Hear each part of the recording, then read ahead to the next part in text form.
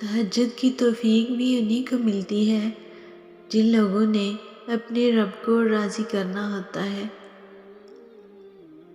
سجدہ بھی اسی وقت قبول ہوتا ہے جب سر کے ساتھ ساتھ دل بھی جھکے۔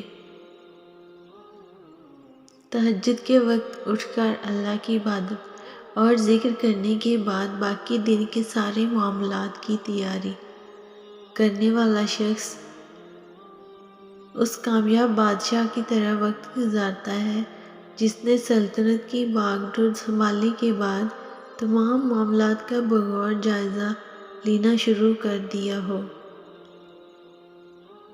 محبت انسان کو فرضی عبادت کی پابند بناتی ہے اور عشق تہجد کی بھی لگن۔ محبت تو یہ ہے کہ تہجد میں رب سے روز ملاقات ہو۔ یقین ہے اگر خدا پر تو برا گمان کیوں رکھتے ہو؟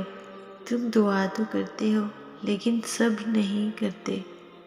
پھر ایک وقت آتا ہے جب دل سے ہر خواہش ختم ہو جاتی ہے اور دل چاہتا ہے کہ بس وہی ہو جو رب چاہتا ہے۔